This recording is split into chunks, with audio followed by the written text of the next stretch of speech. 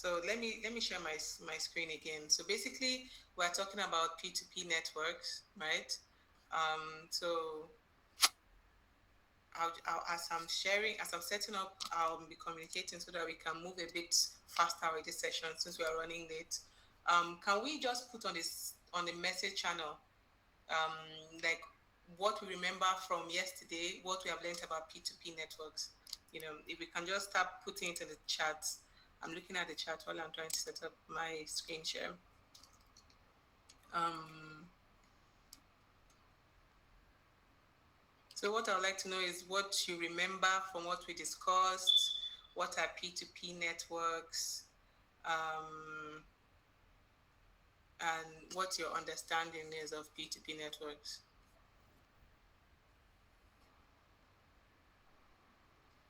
Okay. Um, while you guys are sharing that, I will just go ahead with presentation.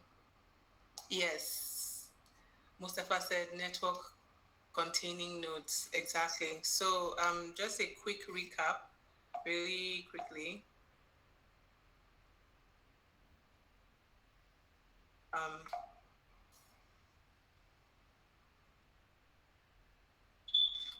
so very quickly, we made a distinction between the internet and P2P networks, right? We can see my slide. The internet, basically, everyone is connecting to a server. It can either be Google or, I don't know, Bluehost or AWS, right? If you have a website, you say pay for domain name, pay for host. You pay for the hosting this thing. They give you a space on their server. You put your website information. Viewers come and view it, and that's the internet. It's served from one place, right? Um, peer-to-peer network is peer-to-peer networks are different. Rather, they connect, like the individual nodes or the individual computers on the network connect to each other directly, right? So that's the main distinction between peer-to-peer networks. So there are different kinds of peer-to-peer networks. Ebuka talked about bits, torrent. You guys talked about WebRTC. You guys talked about different things, right? And yeah, so today we're just going to look at a practical session. First of the question is, why is it important? We are here talking about blockchain, right? Why is it important to know what P2P networks are? It's important to know what P2P networks are because the way some of us developers, right, if we are writing code, we think of, oh, where is it going to be hosted? Is it a REST API? Is it client? Is it server? Am I writing backend? Am I writing front end, right? That's our thought process. However, when we are writing code for the blockchain, which we will get to do it in this um, bootcamp also, we need to think where it is being hosted, how people are going to communicate with that code. And you are not going to do back end or front end. Well, technically not. You are not going to do back end or front end technically. We'll get to that later. It's basically you are writing a packet of code and you are deploying it to the blockchain, and every other person can see this code that you are written. Basically, your code is set of rules and regulations. Whoever is connected to this code block, if you are connected, if you want to send money, check this, do ABC, and send them back the money. Everybody on the network, all the systems, as we can see, will have that your block of code because it will be saved to the Ethereum network, basically to the Ethereum state, which we will get to that later. Right? And the way people will interact with your code will be different than maybe how we are used to, client side, server side, database, especially databases. No, Ethereum state is very different. So it's important for us to learn this concept. So today we are going to just be playing around with what peer-to-peer networks are, and just this a practical session. So just so we just so I connect it more to the blockchain concept as well. So how many of us have heard of the concept blockchain mining, Bitcoin mining, right? Let me look at the channel. If I've heard of Bitcoin mining, let us put it on the channel, on the message, so that I can know what you understand about Bitcoin mining or any coin mining or generally mining, right? Um, that concept, the mining concept, is kind of um, what I want to explain now. So basically, because the Ethereum network a client server, is not a client server thing, as we have seen. The Ethereum network is, or generally blockchain networks rather. I'm used to Ethereum. I'm so sorry. I work with Ethereum a lot. Blockchain networks in general use the same concept. Not one CPU is serving it. Different computers connect to the network, and they're interconnected, and every system can see what every other system is actually doing, right? um, yeah, so every system can see what every other system um, not is doing, but systems can communicate directly with each other, right?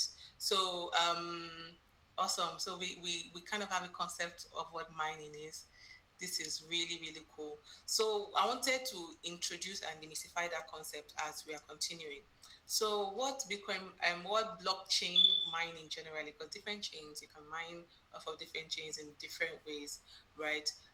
But the popular one, Bitcoin, where everybody like, you mine, you get money, is basically in the Bitcoin network, the original blockchain network that was developed to for mainly currency exchange and transfer. In that original network, the way to mine was, how do you put it? So in individual, so because not every laptop or not every phone or not every device has the ability to download the entire database of the blockchain, because as we remember from peer-to-peer networks, the the data is duplicated, right, across every single system. Let me share an image with you guys that might help. The data is duplicated across every single system, right? And this duplicated data, right, kind of helps. This duplicated data is what gives the blockchain its redundancy proofness, basically. So the blockchain is always redundant. So unless you're able to delete technically 100% of all the data stored in that blockchain, you would not be able to get rid of the data. You will not be able to totally eradicate that data, which is why a lot of banking systems, financial systems are leaning towards that area. It's good for financial transactions, because even if somebody hacks GTB now and GTB collapses, that's it for all your money in GT Bank. Well, anyways, that will never happen. That hopefully that will happen, but it is more secure in a blockchain network, because even if someone wants to hack it, right, they would have to hack all the GTB bank members, all the bank account holders, which would probably be millions. You have to basically erase all that data from everybody before you can say, oh, they don't know where my money is. So for systems such as that, blockchains are very effective, right? Yeah. So I am sharing my screen again because I found that image which can help you guys to kind of understand what I'm talking about. Please let me know if I'm moving too fast, because again I joined in a very rough manner, so I'm trying to get through quickly. Um, so this, can we all see my screen? It says that we can all see the window. Um, so basically, this is what a blockchain network, peer-to-peer network would look like. All the boxes are all the transactions. For example, Ada sent money to Zainab. Ada sent Zainab 20 naira. Zainab's account was 15 naira. Zainab's account is now 17 naira. I mean, yes. So if that's transaction one, transaction two, transaction three, four, five, every single system on the network has all the transactions, right? So what does this mean for everybody and for the regular person? It is redundant and it is a very fail-proof system, but not every system has the memory or has the processing speed to be able to host, I don't know, all the Ethereum data.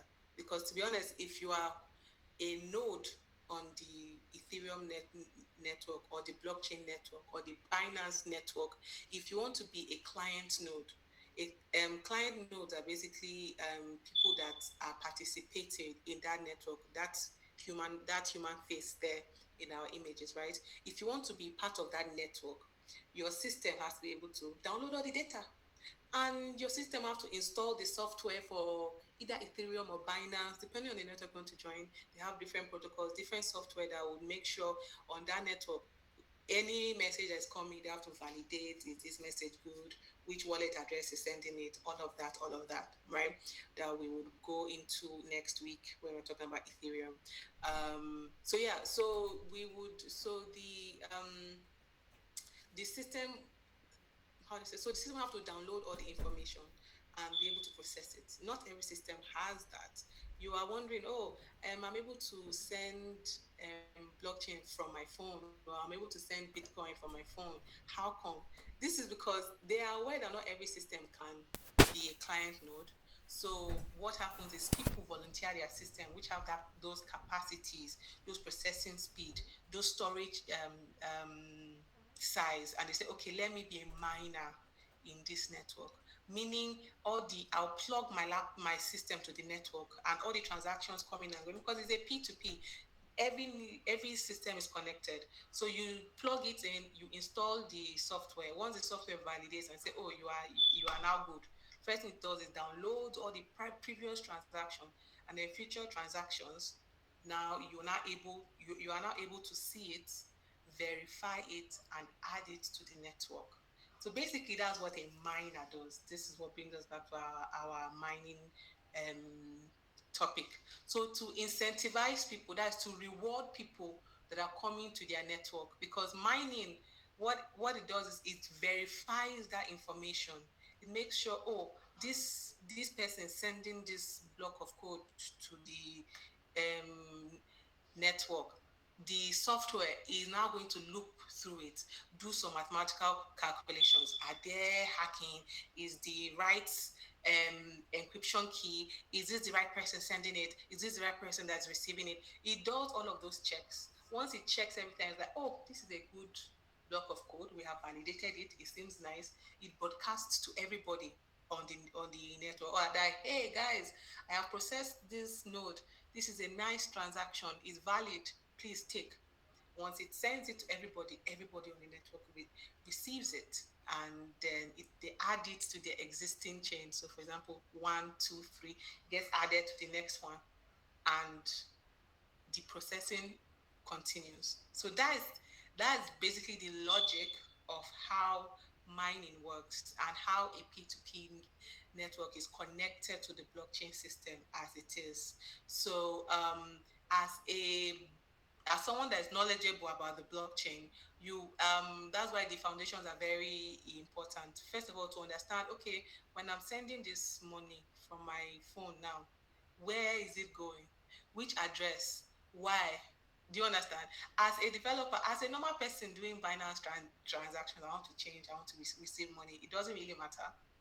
But as a developer, if you're writing code to process what is being sent and what is being received, it'd be good to have an idea of how it works, right? So this is just a abstract overview, so we can like we can get on track with that. If you have any questions, please put on the message board.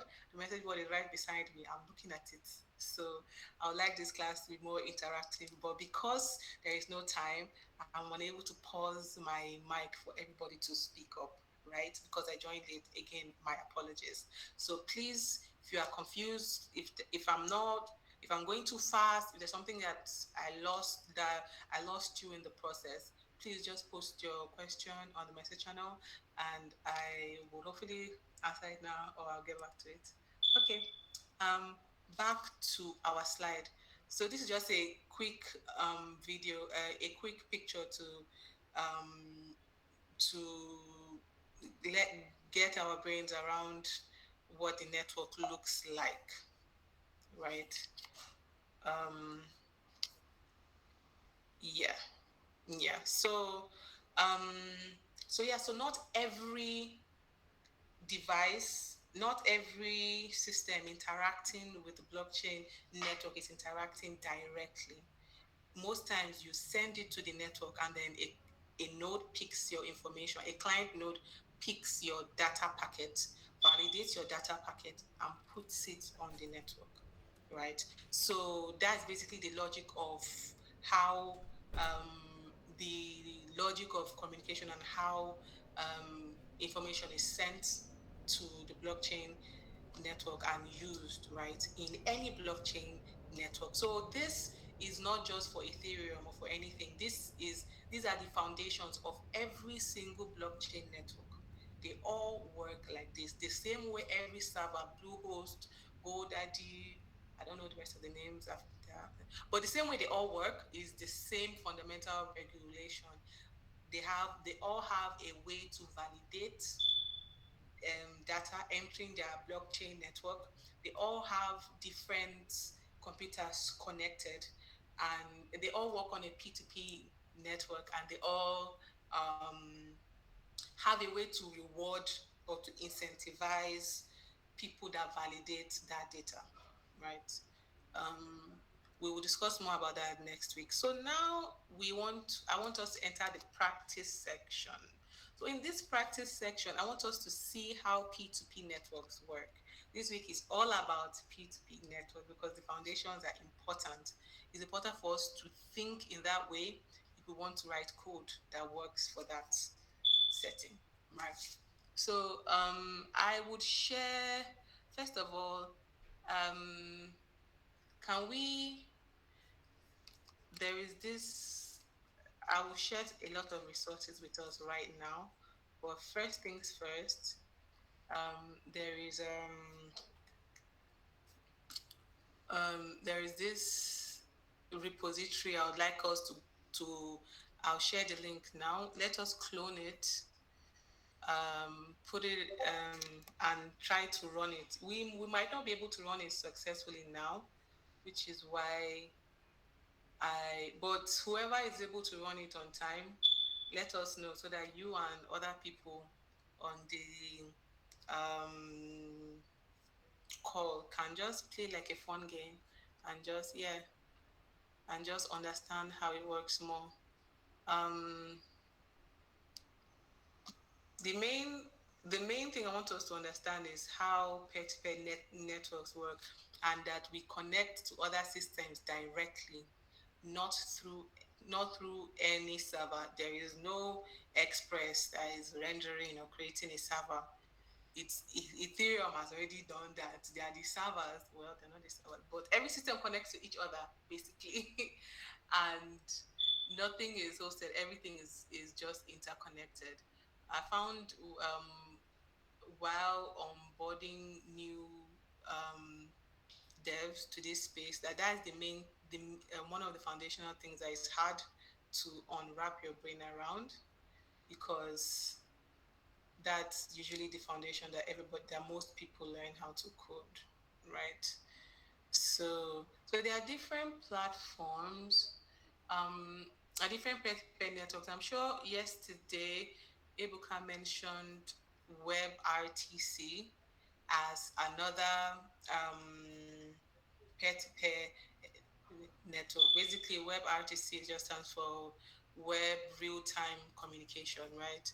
So it's a framework that is generally adopted by the web, um, generally, the way like www or whatever, is generally adopted by the web for real-time communication between individual systems. So if you know the address of this system, must not be the IP address, but if you know a way to identify that system in that network, you can connect directly to them.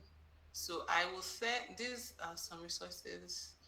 Um, the code base I wanted us to clone. Okay, so that's this one. Yeah, Web3.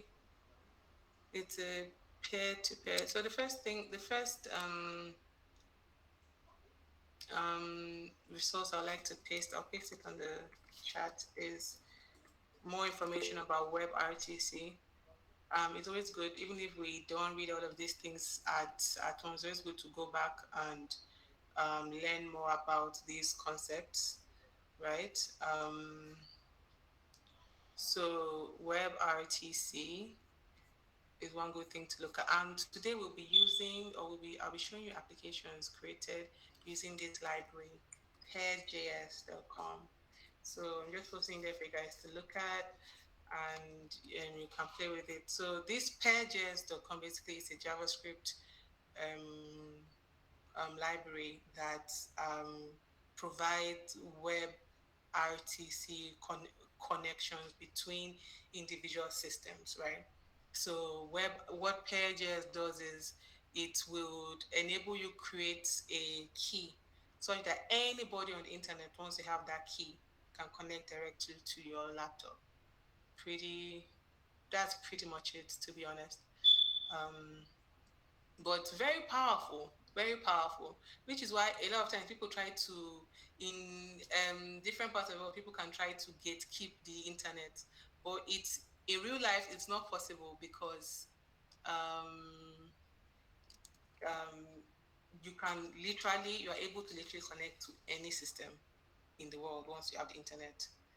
Once you are connected to the internet, unless they disconnect your country using their thing. Anyways, that's a different thing together. The main thing I wanted us to share.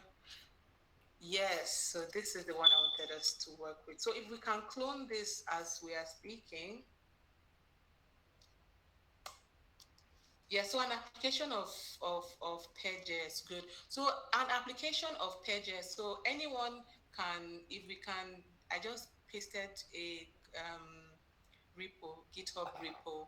If we can, as we are on our laptops, I'm hoping we are all on our laptops because a lot of these bootcamp sessions will be practical.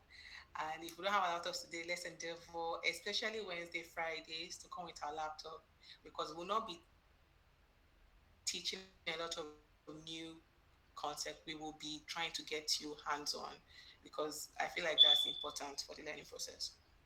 So if we can clone it, anyone, the first one that clones it, the first 5 people to clone it and set it up on their system should message us for a reward. Literally, I'm waiting for the first 5 people.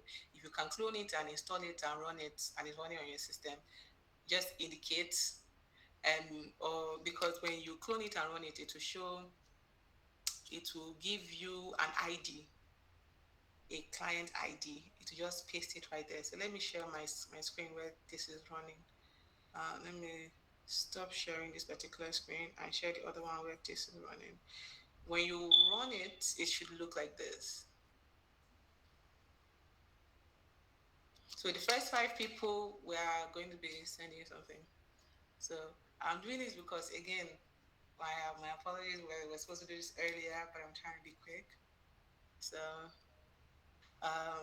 this is my own ID. If you can see my screen, what this example peer-to-peer um, um, code base basically has done, and like maybe we should even go through the code if that will help a lot of us, because it's literally from their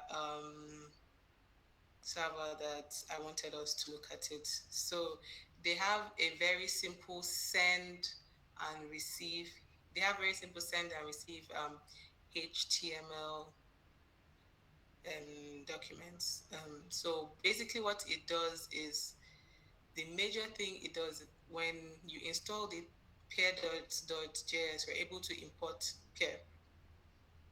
But because it's a JavaScript HTML render, you can't import it using maybe ES5 or something. You have to add it and then wait for it to be available. So yeah, so it's available, yeah, and then as soon as your screen loads, it creates a new instance, a new pair, and what the pair.js does is basically gives you event listeners. So when your pair is open, it listens. You know, if you don't have a pair ID, if you have a pair ID, if you don't have a pair ID, it creates a new one. If you had one, it assigns you your previous one. If someone has connected to you, um, to your network or to your system, you will see that if the connection has already been there, you say, oh, you are already connected to this client. It listens to disconnect event, it listens to close, it listens to error. That's all that it does. And what happens is for all these functions, go, fade, off, reset, these are all things that we can do with our messages, we can use to communicate between the different um, screens, right? So I'll open one here that says send. Oh, do you know how many tabs this thing went to get to? So my receive tab is open, right? My receive tab is open, and this is I'll paste my ID here. Oh, nice, Emmanuel. Nice, Francis. Everyone is on there. Zainab, let us know the first five. So I see Emmanuel. Cool. I see Emmanuel, and let me paste mine. This is also mine. So I see Emmanuel. So when you have it on there, you can what do you call it? Okay, this is receive. So sorry, navigate to the navigate to send your HTML, right? Let's navigate to send.html because I want to send information to you guys that I have seen some of your screens.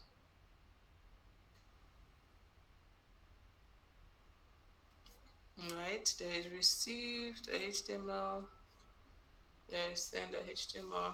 Oops, why are you telling me my server is not hosting this properly? Okay, pretty weird. Am I still connected to the network?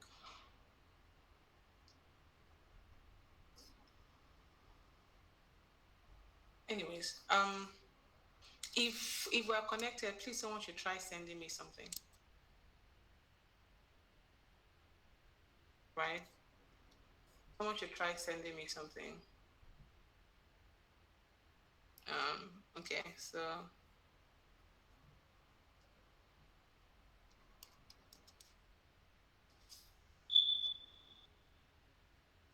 or you can try sending each other.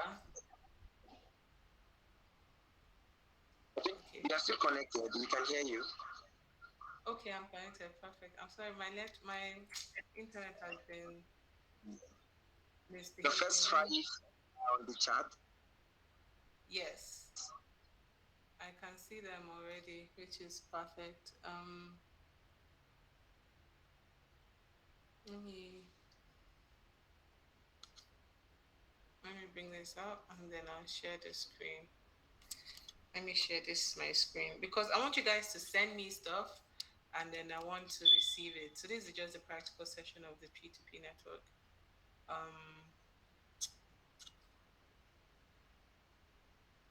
Share window. This class is a perfect example of everything that can go wrong will go wrong, but we shall learn it. This learning is by force. Not really, I'm playing. Okay, so I'm a sender, right? I'll pick one of the. Can we all see my screen? Please indicate if we can. Um, I'll pick Okon Emmanuel. I'll pick your ID. Nice. So I'll pick your ID, and I'll go and connect. If you can see your this is anyway BD. I've trying to connect with your um system. Oh, they say it could not connect. Did you turn it off eventually? Um, or rather, maybe some of us are connected on our local host, right? Which, to be fair, I instructed you to connect on your local host. It's very fair. So let's try and connect on the internet. Let me paste this link to connect on the internet. So everyone now can participate. The first 5 people to install and serve it will still get those perks. So don't worry about it. Zainab has all your names. I pasted a link now. Can we follow that link? Okay, your network got reset. Okay, it's okay. So if we can follow that link, and I am on the receive page rather. I'm trying to send something to somebody. So let me pick another address from the um, Colette. I hope I'm pronouncing it properly. Colette, please correct me if I'm not. I'm sorry. So I'm trying to connect to Colette. It's connecting and it's connected to Colette. So Colette, if you can hear me right, I'll send you a go. If I send you a go, it should be on your screen as a huge, let me also, you should see it on your screen, and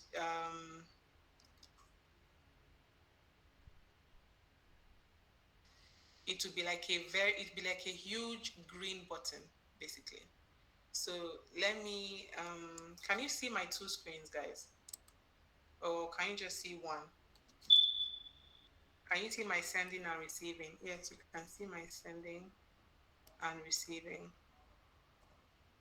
Right? Yes, you can see my sending and receiving. So let me send it to myself.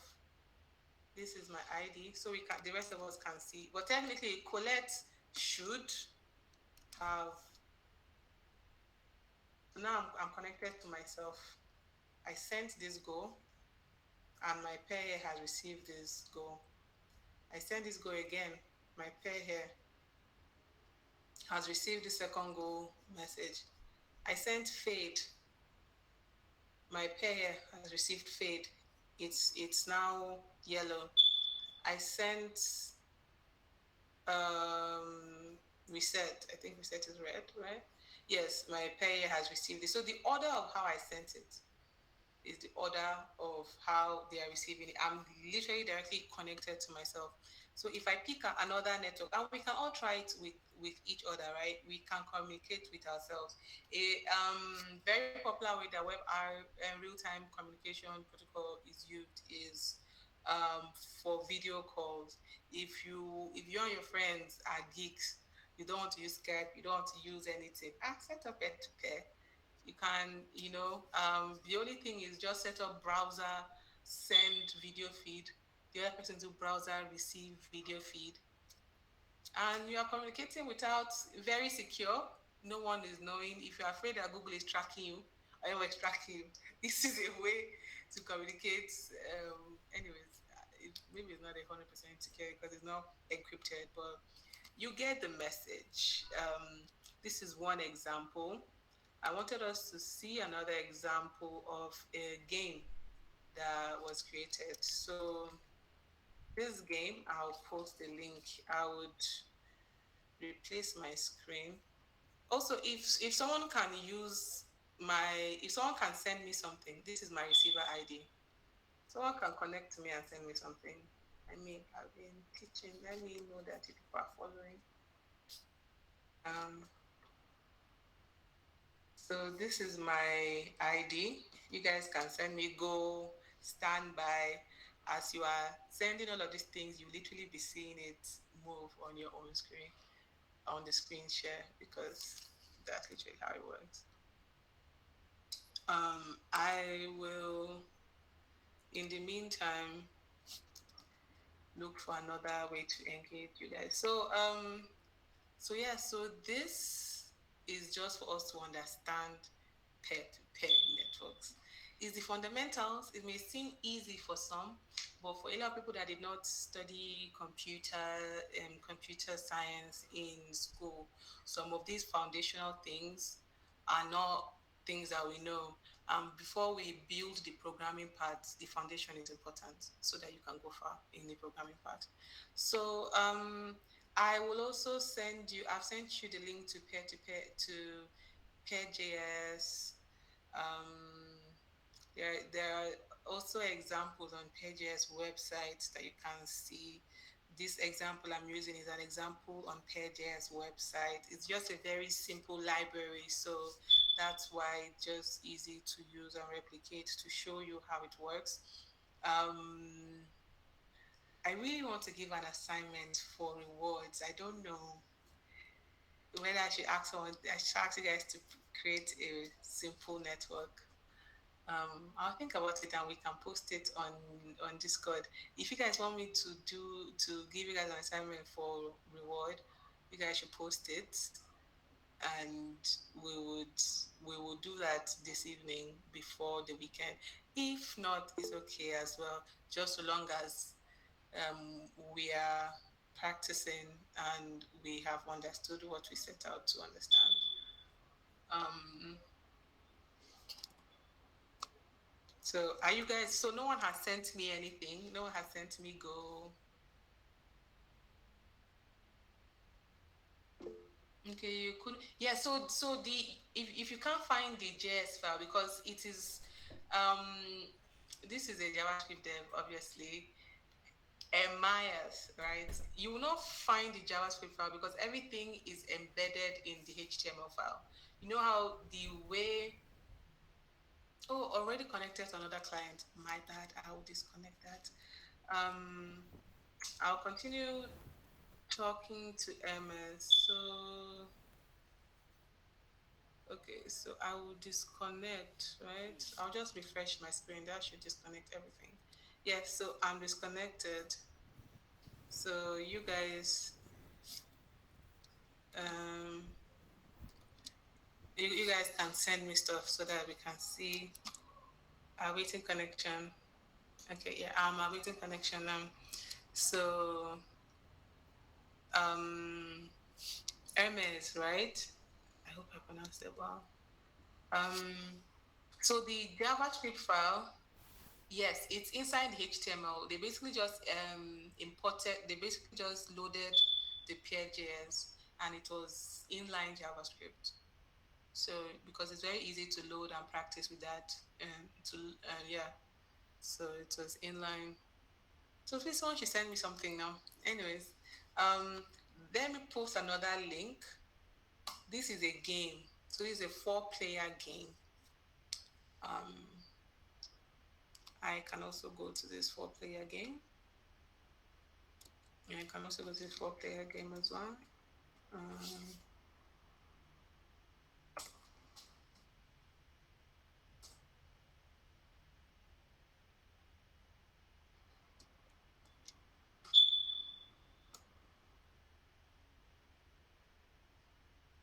so this game is basically X and O, but for 4 people. We know X and O.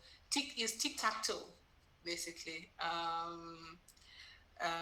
Get the shapes aligned and you kind of win. You think I'm still awaiting connection now. Oh, people are just leaving me connectionless. Don't have connections, eh? Uh,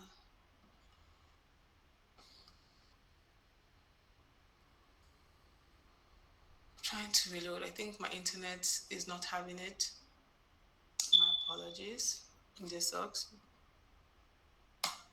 Yeah, but for any of you that is having better luck with internet today, please try it.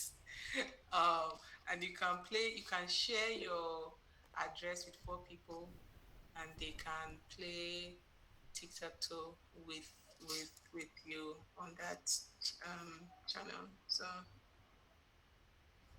player ID for 4-player game. Exactly. So who wants to play with Emmanuel? You want to join?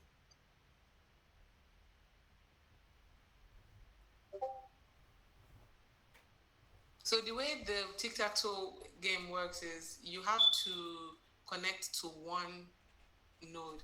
Consider the person that 4 of you want to play with as the miner. So you're all sending stuff to the miner, and you're connecting to a system directly. So you guys can pick someone. Maybe I'll pick Emmanuel to connect with.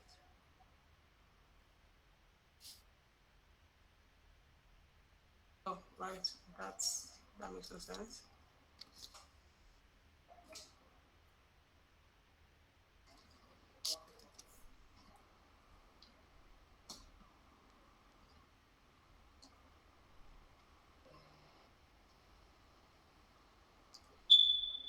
Yay, finally it loaded. Oh, jeez.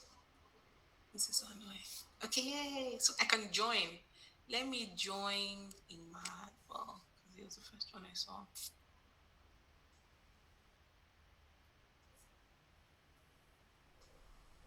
We are waiting. Again, my internet is slow, so.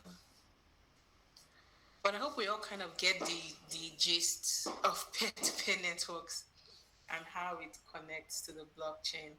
I will also leave some more resources for us to read.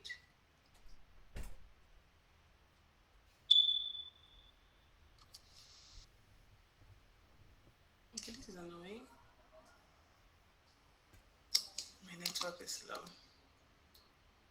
Unless Emmanuel's network is full. Maybe I'll pick someone else.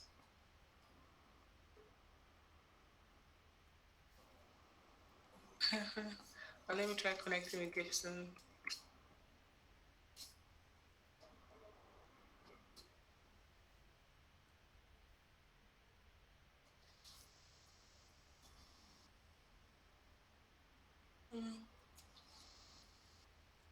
Oh well.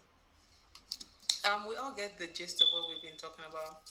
So I hope you guys have fun. You guys keep playing. You guys can carry the games to the Discord channel. That would be great. And yeah, are there any questions? Because now we have gotten to our time, and I know it's Friday. So are there any questions? Is there anything that you guys need clarity on? Um, this is the time I will just turn off my mic and wait for you guys to ask questions. So I hope you enjoyed the class today.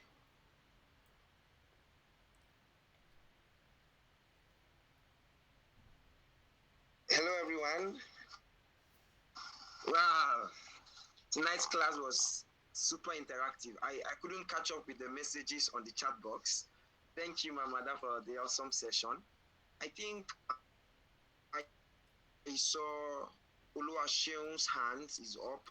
Please, you can unmute yourself and ask your question. Thank you so much.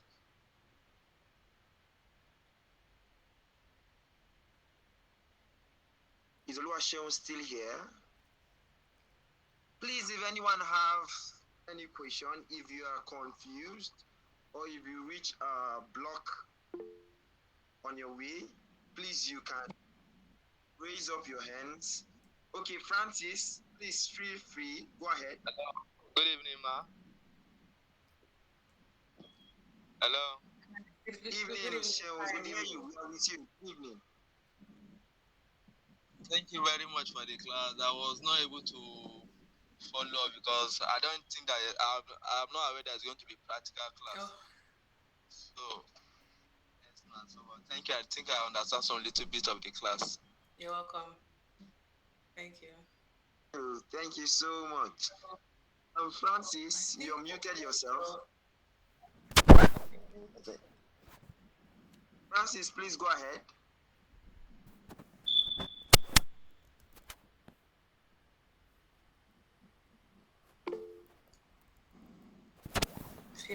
Good day. Yeah, I think we're having an issue with Francis. Please, Okonjo, please, can you unmute yourself? Thank you so much.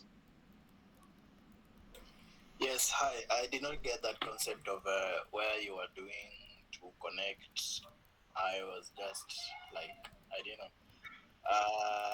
Actually, I tried to input that ID that you guys shared, but on my side, it's just telling me awaiting connection.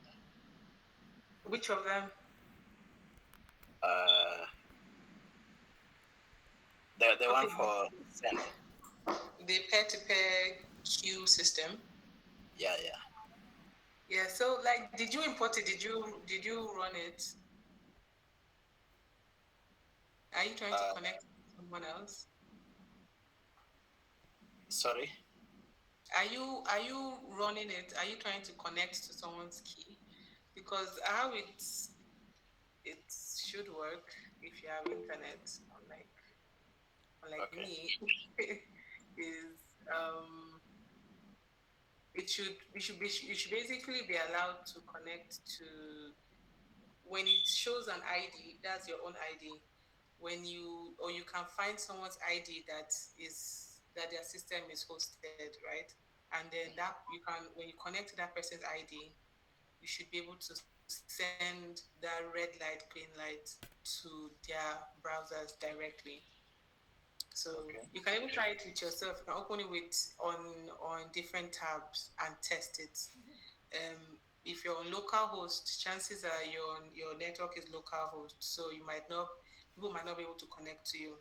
But I pasted a link here, the where the peer-to-peer JS people actually hosted the system online. So you can find it. I have opened mine already. You can send me your address. Maybe I can send a message to you. So the reason why web RPC is not one of the most popular ways to connect is because you are leaving your laptop, going to the internet, looking for another system, or going to that precise system. It might not be the most reliable way, especially if your systems are, there are a lot of interconnections between the network, right? But technically, if you knew the IP address, just this pair pair.js is trying to make it more user friendly and generating an ID for you. Technically, if you're trying to use the network in itself, you should get the IP address of the laptop you want to connect to, and then it to be seamless, right? But because we're using simple stuff, there'll be room for errors. Does Okay. that make sense? Yeah, sure. Yeah. But you can try it with yourself, and you can try where this link that I posted, and you can, you know, try with someone else with a different laptop with your phone. It should work, and it does work. Maybe not all the time. So, Okay. another question, Miriam. Miriam, yes. Please, Miriam, unmute yourself. Thank you for your patience. Okay, so my question is like, I was using my phone initially. Thank you for the class, actually. So I was using my phone initially, and when you now said we should clone, I wanted to get the price. Before I could get to my system, I missed out. So but my question is, where we're cloning from, is it the Firebase aspect? That's where when we clicked on that Firebase link, is that where we're cloning from? No, so after the class, we'll send you a accumulation of all the links that I posted on the chat. But where we are cloning from is the GitHub repo for Okay. the peer-to-peer. Yeah, so it's the GitHub repo. Because the link you shared here, the HTTPS JMC KER GitHub.io, that's more like That's the uh, hosted.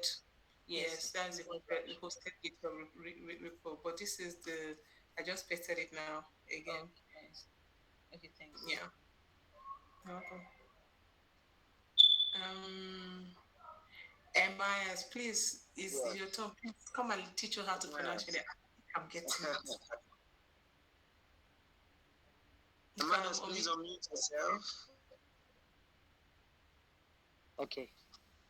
Yeah, So, thank you. hello guys. It was a hello. very good class. So my question is, at some point you mentioned that we could avoid using Google because Google could track us, and if you could, if you were able to create a peer-to-peer network, that we would be able to communicate in a private setting. And yet, we're going to use the internet per se. Even if we could create our own peer-to-peer network, it's going to be over the internet network or over the Google server. Our peer-to-peer, our network is going to run through the server. So how could that be private? So that's a good question. So, contrary to to a lot of people's belief, the whole internet is not posted on Google. So Google is a search engine that just kind of goes around to search, right? And they have a lot of applications and a lot of things, and they're interconnected. So it's easy for them to track things. But if your network is all tabs are closed, everything is closed. You're in incognito mode on Google Chrome. So the browser doesn't know who you are. Different things don't know who you are, and your network from your network provider itself is another way of tracking. So if you're using maybe MTN, maybe Starcoms, depending on where you are from, some of these providers also have a way of tracking. So that's why some people use VPN and other things. But if you mask it enough, if you use a VPN, if you connect directly and you avoid these things like browser identity and all of the rest, technically you can communicate directly to another system without anyone knowing. These people on the dark web, again, some of these things can be used for evil. They're being used for bad things. The people on the dark web, they say, oh, maybe child trafficking site on the deep web, that they have pictures of the children and they do video things. Most of them are web RPC. Most of them are web RPC because they connect directly to your system, and most of them don't want to be tracked. So you can technically, even though these days there are lots of layers upon layers to get through from your browser to your provider, internet provider, to this, to this, to this. But if you can bypass all of this thing and mask, get a VPN or something, or mask your identity, it's be hard for them to find who you are technically. Okay, thank So you. So to summarize, I have to find a server other than the major servers, and if I was able to create the peer-to-peer network, I could be able to privately communicate with the person. yeah. So I'm if you can connect to the internet directly, if the means by which you're connecting to the internet cannot really be traced, then your laptop, then your system IP address. Do you understand? Like, because we connect via like providers like MTN and the rest. So if that provider is not tracking you, and nothing on your laptop is tracking your identity, you can connect directly to another system without being tracked, because it's impossible for Google to track every single connection unless someone is tracking your actual system, in which case maybe CIA is following you and you have bigger problems. okay, thank you very much. Yeah. So thank you. And you didn't tell us how to pronounce your name. Sorry.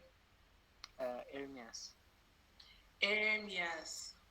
Yes. Thank you. Important. Thank you. Ermias. Thank you, Ermias.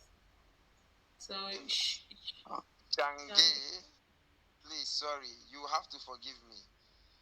you have to This tell us name, how to pronounce this one. Musa is off. Yeah, go ahead, please, Musa. How are you doing? So my question is, I would like to clone this this repo, this application, so that I can practice. I write the code myself from the beginning, But I'm asking, where can I generate that code? The what do we call that? Okay, that code, so that I can connect with my system, so that I can play with. And then another question is, if we can send messages ourselves through the network by the code, can we? Is it possible that we can even make calls? Just call a phone call, not a video call.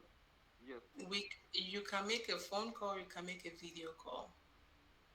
Yes. So you basically are connected to the other system and you can pass any kind of data packet, be it video data, audio data, text data. Yes. So as for the code repo, right? Success will consolidate all the information that I sent, all of the links that we use, all of the resources, and even some more resources that I think will be helpful for you guys to look at in preparation for next week. He will consolidate that and will post it on the Discord channel. So no worries.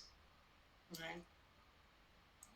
So is Gibson next? Gibson, please.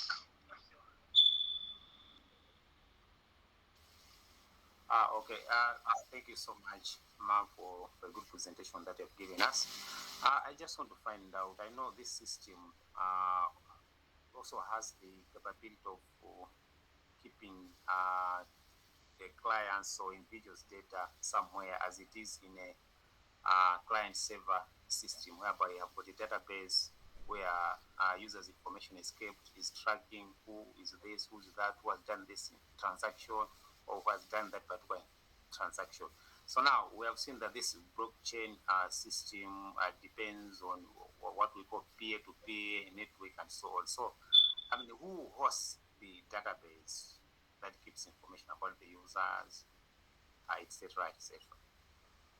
Okay. That's a good question. So the data is being posted by everybody connected to the network. So if you volunteer your system and you install the Ethereum application and you run the codes and it does all the checks on your system and you say, oh, I want to be a miner for this blockchain. By mining, they will even tell you before you install, you need maybe 100 gig of free space, that and that and that. Because to be a miner for these systems, you would have all the history of every transaction that has ever been done on Ethereum or on Binance or on blockchain for you to be a miner. Because the way the blockchain works, the way the encryption of the blockchain works, every data packet is connected to the other, that's connected to the other. We then went into that particular detail next week.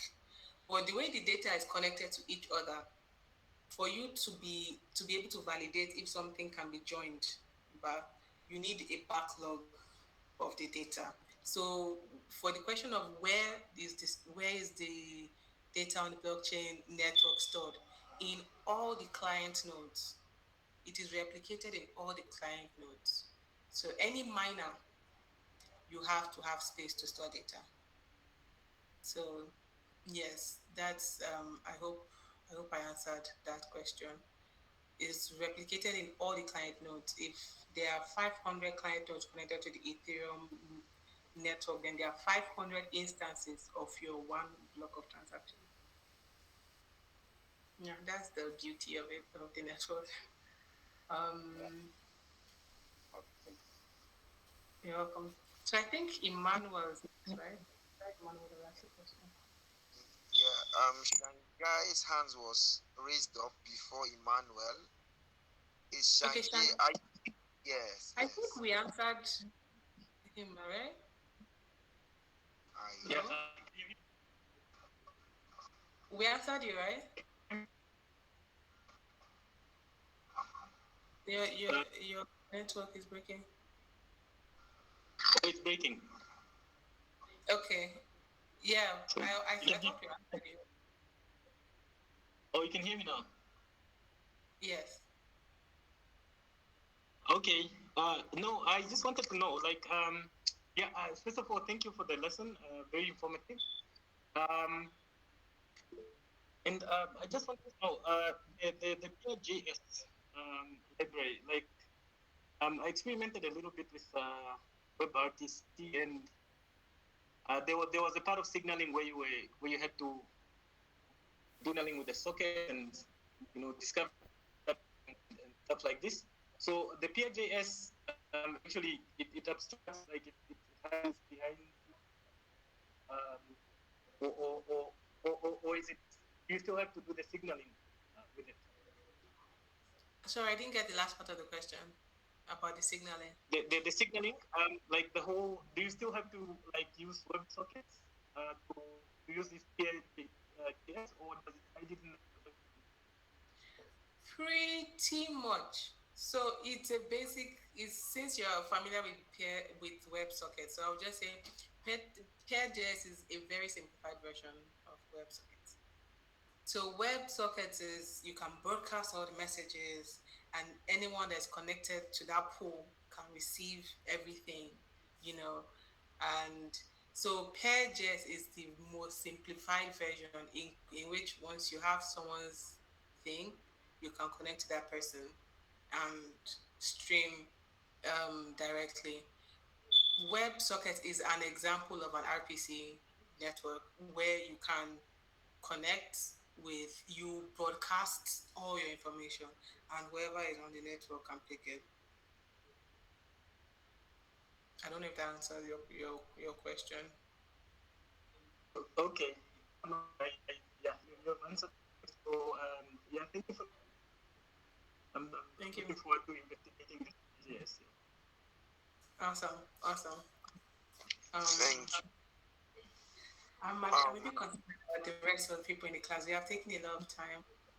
I don't know if you still want questions or success. Decide. I think we should answer Emmanuel and Musa and Wonderful. Please, in 30 seconds, please, let our questions be brief such that our tutor can answer briefly. Because we are sorry for taking your time. It won't happen again. But I guess the class was practical and we enjoyed it. So thank you so much. So Emmanuel, please unmute yourself and ask your question.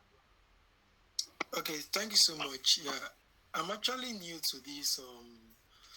This is my first class actually in this blockchain stuff, so I'm a bit confused. Though I have a kind of basic understanding of how blockchain work and all that, so I just want to get how this class runs. What are the endpoints, or what are we going to achieve at the end of the class? And just I saw the schedule added to my Google Calendar, so it's just like a new stuff. So is there any previous material that you guys have shared before or something? So just like that. All right. Thank you so much, Emmanuel, for that question. So basically, this foundational bootcamp is for Web2 developers that are transitioning or would love to transition into Web3 as developers. This is officially our second session for the bootcamp. So we also have our first session on YouTube. So it was recorded. So feel free to join our Discord if you haven't. And the link was posted, but I will post it once more tonight after tonight's class. You can go through the first session to get a hang of what we did before tonight's class. Tonight's class will also be uploaded in the next 24 to 48 hours on YouTube, so as to allow everyone go back to it and also digest it one more time. So basically, this is for Web2 developers that have the foundational knowledge of JavaScript that would love to transition into Web3. So if this is you, then this bootcamp is right for you.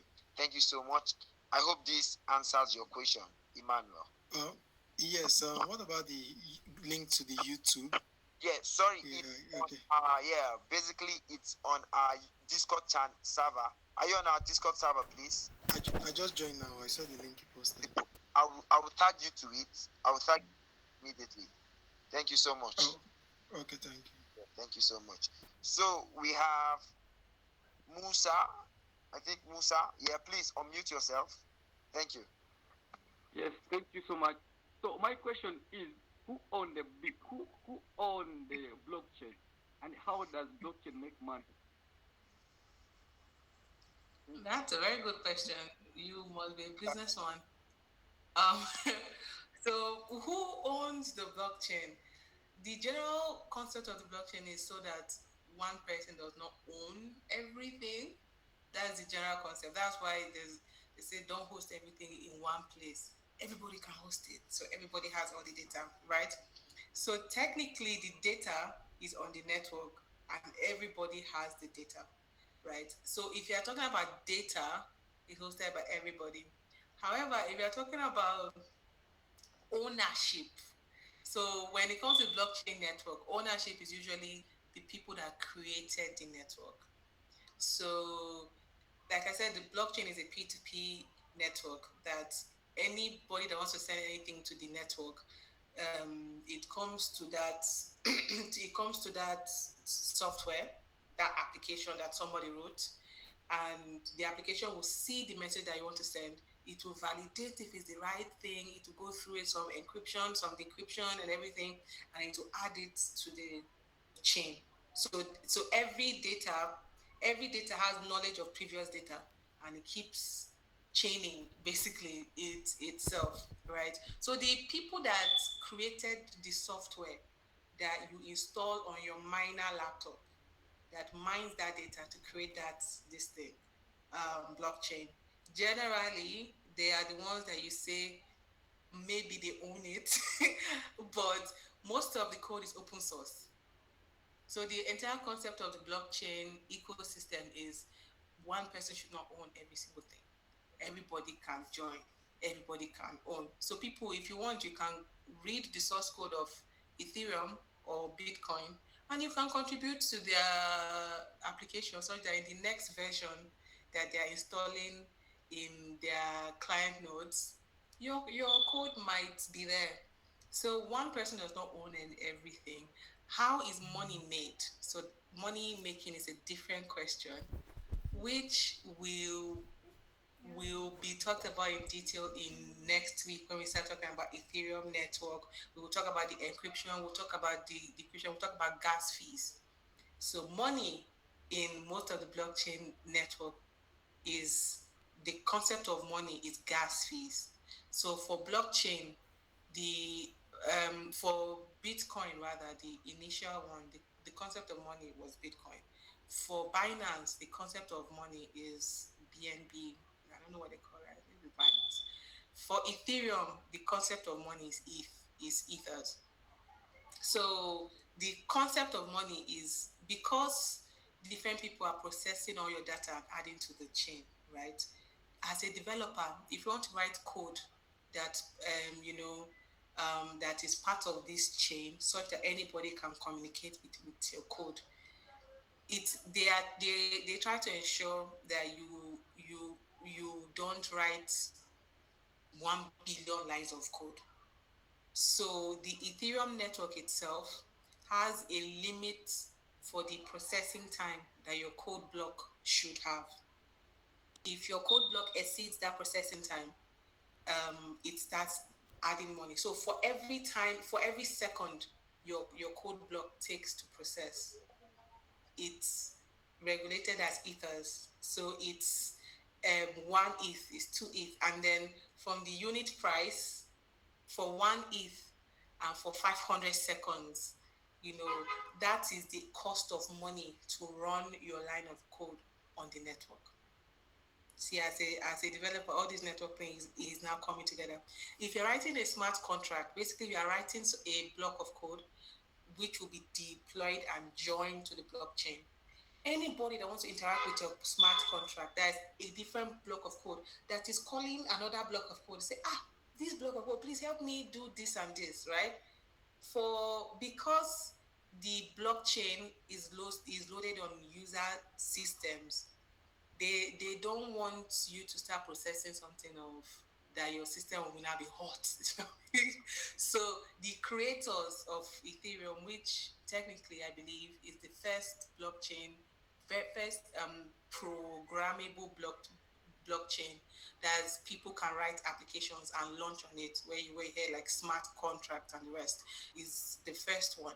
So so they are like, you people can launch apps on our chain, but to discourage you from launching an app that will take 10 years to process, we will make sure that every second or millisecond of processing costs a processing fee, right? And that is ethers, that is gas fee. So a lot of time, that is how money is transferred, I guess. So gas fee in itself, the origin, how it enters the ecosystem is miners, people that mine. We know what miner is from our concept earlier. People that mine the data and add to the chain. Ethereum rewards them with ethers, so they get free ethers. So the people that mine now, after mine, they say, "Oh, I want to do something on blockchain. I want to do something else on blockchain." They circulate the ethers, and then when you now write code and you publish it on the blockchain, when you're processing it, people use pay ethers to process it.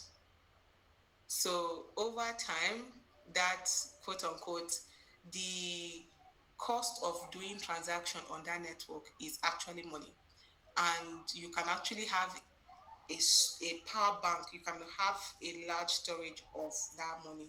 In fact, another way to actually buy the ethers is to convert money to the ethers, right? So, and that's the way the network creators did it. They did it in such a way that value is connected to the code, time it is to write code, and value can also be processed by that code. You understand? So you can literally go to a network and you can convert your naira or your US dollars to ethers, and you can use it to buy something, and someone can send it to your code. You know, you can send it via that your code. So if you have a smart contract that you deploy the smart contract, and people enjoy using that smart contract a lot. From using that smart contract, you can say, okay, I be getting 1% of every transaction my smart contract does. Thank you. It's easy because um, once they want to use it, you can just charge them that fee. I mean, I'm being very vague because I don't want to really get into the details. But next week is when we will look at the details of Ethereum protocol itself, where we talk about gas fees, we talk about money, and we talk about how the money is circulated on the system. But I hope you're able to grasp the abstract definition again. I hope that answered your question, friend. Yeah, I think that's an important segment of the whole bootcamp, the money. Next week. So are we done with the questions? You have more questions? In 30 seconds, please. Ezekiel Akini, wonderful. Please, can you go ahead with your question? That's the last question for tonight. All right. Thank you very much for this class. I really enjoyed the interactiveness of the class. So while you were talking to MIS, you made mention that you actually maybe need a VPN or the Ignito web so that you can't be tracked actually. So my question is, does tracking a particular system have an effect on security in relation to like peer-to-peer connection? Does it have an effect on the security? Okay. First of all, you people are just talking about tracking system. I don't. Please don't use this knowledge for evil. Use it for good. But does it have an effect on security when it comes to the blockchain system? To be honest, no. The blockchain, it's the way Pair.js is an application that utilizes WebRPC to create that connection, right? The blockchain, maybe Ethereum blockchain, if you want your laptop to be a miner and you install Ethereum, it's basically code. And that code now, it knows your laptop's native IP address. It has to know it. So it has to know it for you to validate on that blockchain network, right? So obviously for pair.js or for other things you want to do, you might want to like obscure it. But if you want your system to be mining on the blockchain network, you cannot mask your IP address because it's a very security sensitive thing. At least I don't think that you can mask your IP address. I don't think so because even as you are installing it, all the permissions that you are granting is going to your system kernel and is doing things by itself. So I hope that answers your question. Technically, yes, it will affect the security if you want to mine on the network, right? But if you are just trying to use the network, send messages to a miner that validate messages, it really does not affect it. But if you are trying to mine data, it will.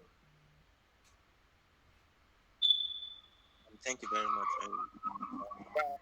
Wow. Thank you. I think we had a lot of people's talks. We wanted to get to the end of the entire session. So finally, we are at the end of today's session. Thank you all for joining. Thank you, Mamada, for pouring out yourself. I think as a non-developer, I understood what you talked about. So that's how good it was. Yeah. So thank you so much. Thank you so much. Thank you, everyone. So please, today's session is the last for the week. We return on Monday for another explosive session. I believe the two sessions we've had been something amazing, and I can't wait to welcome you all for the week 2 of the foundational bootcamp. And please, we continue our discussion on Discord. And also, please, from now, from beginning of next week, we begin to share some internship opportunities, some job opportunities for those that will be interested or those that have sufficient skills. But I believe before the end of the boot camp, we will have relevant skills to practice and even gain internship into various companies and businesses. So stay active on Discord. If you get across any resource that you would like to share with us, please share it on the Bootcamp session channel. We will be more than glad to tell you thank you. Thank you all for joining tonight, and I wish you all a wonderful and an awesome weekend. Thank you, guys. See you on Monday. Bye-bye. Take care of yourself.